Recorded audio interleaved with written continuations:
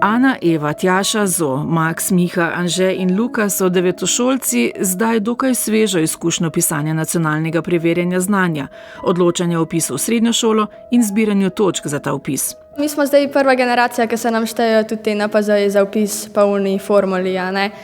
In če bi pisal NPZ-je ful dober, bi se ti lahko to ful poboljšal, če pa bi pač pisal ful slabo, pa bi lahko bilo ful slabš, kar pač bi ti pričakoval. Čeprav smo vedeli tisto formulo, ki se bo uporabila, si nisem predstavljala, koliko dobro moram pisati, da bom prišla na šolo, na katero si pač želim priti. Ja, za vsako oceno posebej se je nek pritisk, ampak pol NPZ pa, kakor da se vse te ocene izberejo in da ti pokažeš vse svoje znanje, ki si ga nabral, zaradi tega je veliko bolj stresen. No, tako imenovani NPZ-ji niso skrbeli prav vseh. NPZ-ji mi niso nič toliko skrbeli zaradi tega, ker pač bo kar bolj jih ne moreš. Pač se pripravlja za to, sam polka odpišeš, ni pol nekaj prav ful skrbi za to. Tudi pri ocenah, ki močno odločajo o tem, kam se bo kdo lahko vpisal, so stališča precej različna, od molitev do ležernosti. Res prav panika pred vsakim testom. Imamo vedno pred testi skupne gruče, v katerih moramo za test. Pa tako na easy drugače. Na easy, kot pravi devetošolec, so bili predvsem tisti, ki že imajo zagotovljen vpis na izbrano srednjo šolo. Drugi pa učenju za čim boljše ocene namenjajo veliko prostega časa. Nekateri opuščajo treninge, druženje in druge siceršnje dejavnosti. Ja, včasih kar veliko. Včasih se kakšen trening spusti, če sem se premalo učila prej in sem rabila večer pred testom ali pa ustno malo več časa za učenje. Ja, v bistvu treningov glih ne spuščam zaradi tega, sem pa, kakor sem doma, se pravim čim več učiti. Meni se zdi, da se te v šolstvu recimo sploh ne zavedajo pod kakšnim stresom. Recimo že prej, ko ni bilo NPZ-ev, devetošolci so že takrat bili zelo pod stresom zaradi vpisov. Zdaj s temi NPZ-ji pa so samo še povečali ta stres in pa imamo NPZ-ji in ocene in meni včasih pol tako na tesno pride vse, da moram zvezke nositi po treningih, po avtih, po vsemu in se tam pol hitro probam nekaj naučiti. Pol po tistem testu, naslednji dan že za drug test, 2 dni pred testom se začnem učiti in je pol zelo na tesno res in je veliko še več stresa zaradi tega. Jaz skoraj nimam več prostega časa zaradi tega.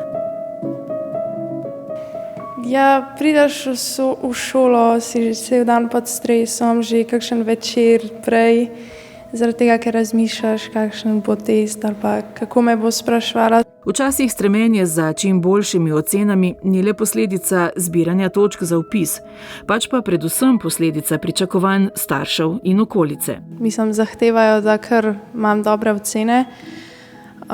Za NPZ-je so tudi kar veliko zahtevali, čeprav pa niso bili najboljši rezultati. Morajo biti ocene tako 4-5, drugače ni jih najboljši. Ne vem, zato da vse vem, da mi hočejo dobro, se mi to velikokrat rečejo, ampak mogoče, ker je tako vpliv od staršev, da kakšne moraš imeti ocene, da si mogoče še bolj pod stresom. Za kakšno oceno se veliko učiš, pa pol prideš domov s slabo oceno, pa rečejo, da se nisi skoraj nič učil, čeprav si se. Težko, slabo, slabo občutek, ne najbolj prijetno, zelo slabo. Jaz nikoli v šoli nisem imela nekih težav, tako da moji starši niso zelo vpleteni v to šolo, ampak še večji pritisk mi je zaradi tega, ker tako so, ona bo pa ziher dobila 5. Če pa ona dobi 4, bo pa to joja, ne? In pol mi je zaradi tega še večji pritisk. Želje, pričakovanja in strahovi so v zadnjih tednih seveda še bolj potencirani. Tudi odnosi z učitelji so včasih na preizkušnji. Eden od sogovornikov pri opisu ni prav blag. Pa ja, psihično izživljanje učiteljev nad učenci. Oni se ne morajo postaviti v našo kožo, mi pa tudi ne v njihovo. Naprimer, nas tudi še kaj čaka doma, kaj napornega, ne samo njih. Pa če je kakšen izstopa ven iz slabšimi odnosi, pol naj se nanga izživljajo, ne pa da se potem na cel razred, da misliš, da si na tekmi, ko vsi poskočijo.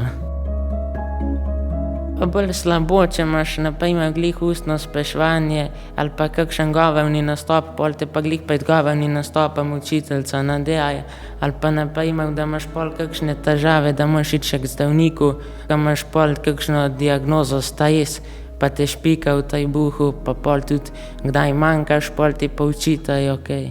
In včasih gre stres čez rob, priznava sogovornik. Je šlo že malo let, sam ne bom o tem. Meni se pa zdi, da v bistvu se učitelji in tudi starši ne zavedajo, koliko smo mi pod stresom, ker pač vsak učitelj uči en predmet. Ne?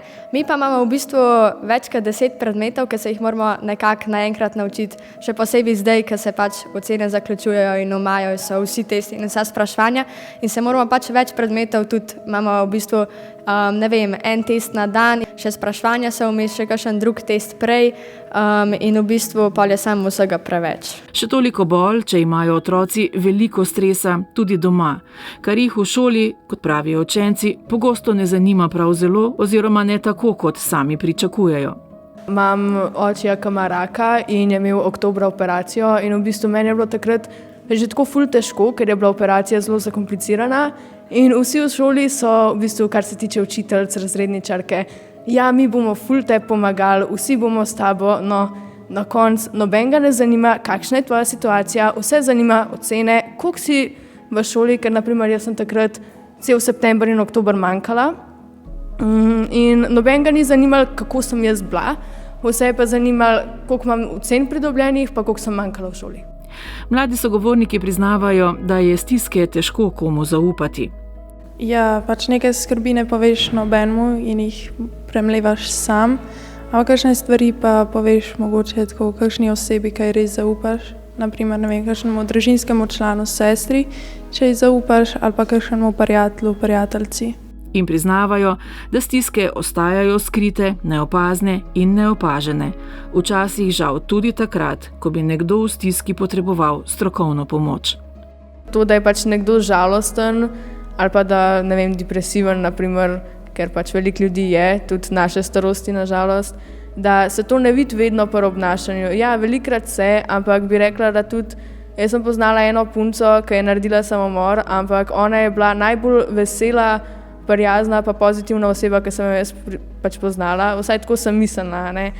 Ampak pol na koncu to ni bilo čistko in ja, pač ne moreš vedno vedeti, da se nekdo počuti slabo v svoji koži ali pa da se nekaj groznega dogaja doma in pač zaradi tega, ker to nekateri zelo dobro skrivajo. Pogovor o tem pa je težak, tako med vrstniki kot med mladimi in odraslimi. Ampak se o tem ne pogovarjamo, tudi naprimer jaz z mojimi prijateljicami ne pogovarjam o naprimer svojih stiskah, ker pač se ne, ker se pogovarjamo o drugih stvareh.